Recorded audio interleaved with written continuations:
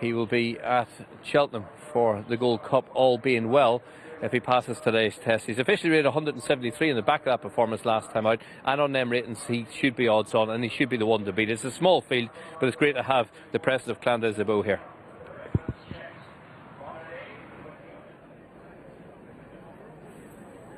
So here we are, 240 at Ascot. 245 even, I'll get that right. If you're not aware already, Conigry has been retired from racing after that run a little bit earlier on. Conigry has been retired, the 2015 Gold Cup winner, retired after this most recent race at Ascot. Now this is the Betfair Denman Chase, Grade 2 contest over 3 miles. Clandes Obeaux is 2-5, Ballyhill 25-1, Thomas Patrick 16-1, and Terrafor is 11-4. Harry Cobden on Clandes Obeaux, Sam Twiston-Davis Ballyhill, Thomas Patrick, Richard Johnson, and Nico de Boinville on Terrafor. Nico, who rode the now retired Conigry in our most recent race. Happy retirement to that champ as well. Clandes Obeaux on his way down. We know what he can do, and he's back here right-handed. More important, Sam, than, or as important as a flat track is to him? How do you assess him? Because after the race last time when he won it, his jockey said, as we see, Calypso was a 15-2 winner of our last race. He said, right-handed I think is important. His trainer said it's more a flat track that's important. I think it's more a flat track, I've got to be honest. I think it's sort of his best performances always seem to come at Kempton or Newbury or, those sort of places, Haydock perhaps. Cheltenham, he couldn't get a win in a handicap when Guitar Pete beat him in that ill-fated handicap there. So I just prefer him on a flat track. He just seems happier, he travels better, and his rhythm of his jumping and just the way that he moves through the race just always seems, he just seems a happier horse on a level playing field, so to speak. So this is a great opportunity for him, really good stepping stone. You'd have to say that he won with a good bid in hand as well in the King Georgie. Harry Cobden spent most of the straight taking a pull and trying to stay up sides, Thistlecrack, so as not to hit the front too soon, and he didn't do a lot when he got to the front. So this would be a nice test for him, and then he's going to go to the Cheltenham and try and lay that hoodoo a little bit. It seems, given his current Cheltenham price, he's a winner at Kempton, but it seems as though the track concern is built into his Gold Cup price. No, absolutely, and the evidence over the years is that only the very, very best can specialise and be as good at both. As yet, he hasn't proved it. I absolutely agree with everything that Sam has said, but I do give a slight caveat. He might just be a horse who's now maturing, and when tested, there's a chance he might pass that test now. But look, he has to beat Terrafor, who was twice a Grade 1 win in Novice Chaser last season, so he's a serious test for him.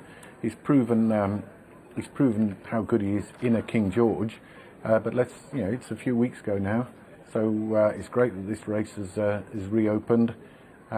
Let's hope he comes through it. But I certainly wouldn't rule him out for Cheltenham, because he could just be a horse that's going places. Yeah, and Terrafor, who we can see there, was 4-1 last time at Cheltenham for the Cotswold Chase. I suppose a touch disappointing on the face of it, but it was certainly better than we'd seen at Sandown when he was the beaten odds-on favourite on that occasion, and he's trying to live up to that expectation. I think plenty had off the back of his Grade 1 win at Aintree as a novice at the back end of last season. Thomas Patrick's on a bit of a recovery mission, and we've got Ballyhill in there, who officially has a little bit to find. There is Thomas Patrick under Richard Johnson, but Niall Market is headed by Clandes Obeaux on what's been a busy day for Paul Nicholls so far, and Harry Cobden looking for another success in graded company with this horse. All yours.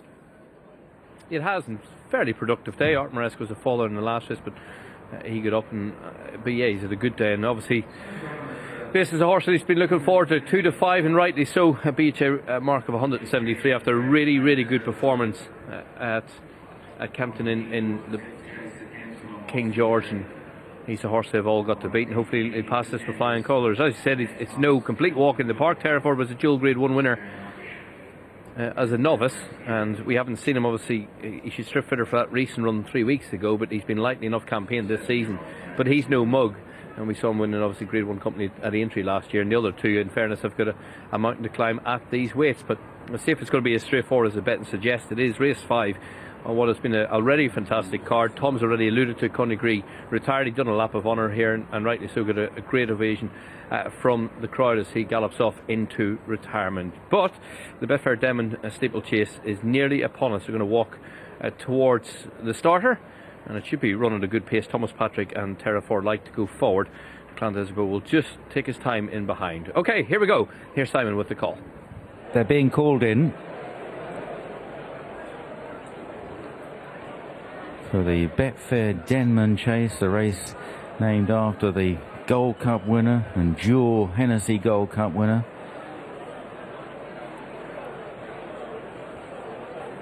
And his trainer Paul Nicholls, represented here by the odds-on favourite Clan Obeaux.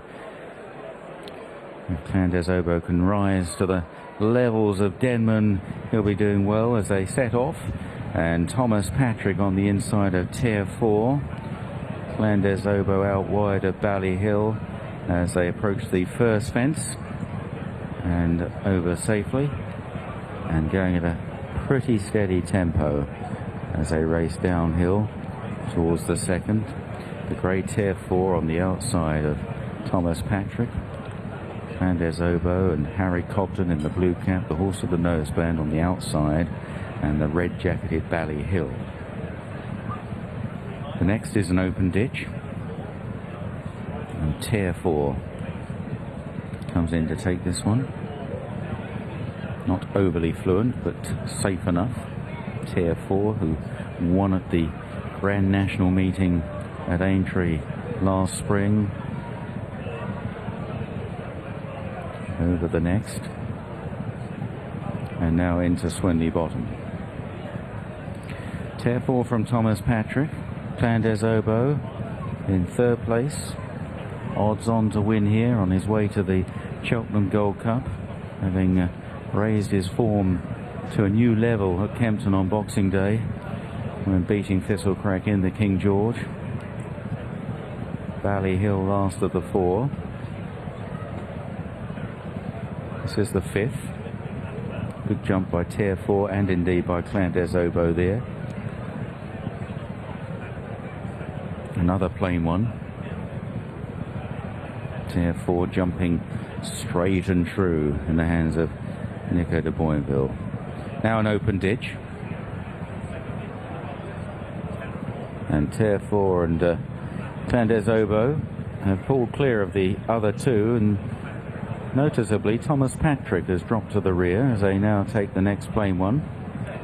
Ballyhill is about 5 or 6 lengths behind Clan Obeaux in third, and then 3 lengths to Thomas Patrick as they swing into the home straight for the first time. And Tier 4 by a length and a half to Clan Obeaux. Fences 9 and 10 coming up in this Betfair Denman Chase. Ballyhill over in third and Thomas Patrick at the rear. Continuing pretty much uphill towards the fence in front of the stands. Really challenging finish here at Ascot. Tier 4, Clan Obeaux over on the inside, always a strong traveller. 6 or 7 lengths to Ballyhill, and finally Thomas Patrick. So not too many surprises over the course of the first circuit as they approach a right-hand turn, after which they'll be racing downhill over a line of 4 fences on their way to Swinley Bottom. Tier 4 getting £3 from the favourite in second place, Clan Obeaux. Ballyhill, Sam Twiston-Davis in third, and Thomas Patrick has fallen a bit further behind. Tier 4 put in a particularly good jump there. Opens up by about 4 lengths. It's just up the ante a little bit here. Tier 4 downhill to the next. Good jump again. And Obeaux maybe 5 lengths down in second, then Ballyhill. The next is an open ditch. Tier 4 coming towards it. And Obeaux drawing a little closer in second. Good jumps by... Oh, and Tier 4 just nodded on landing there. Didn't really deserve that. It was a perfectly good jump. Just nods on landing. On to the next. Ballyhill back in third, and Thomas Patrick toiling somewhat. So they race now into Swinley Bottom with under a mile left to travel and 6 fences left to jump. And Tier 4 by 2.5 lengths to Clandes Obeaux. Nico de Boinville from Harry Cobden. Ballyhill is still just about in touch. Thomas Patrick faces a really difficult task from there in last place. On towards the next flame fence. Tier 4 jumps it well from Clandes Obeaux. Approaching 5 out. Tier 4 applying pressure.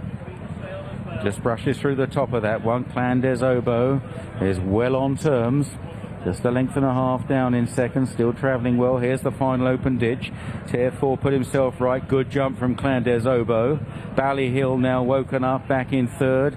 Needs to find something to trouble these front two. This is the next flame fence. Tier 4 got into that one a little bit close, and Clandes Obeaux is getting closer, but Harry Cobden not really asking any questions yet as they run into the final turn. Tier 4 galloping on gamely by 2 lengths to Clandes Obeaux, heading for the second last now, and Tier 4 is shaken up for the first time. A couple of reminders.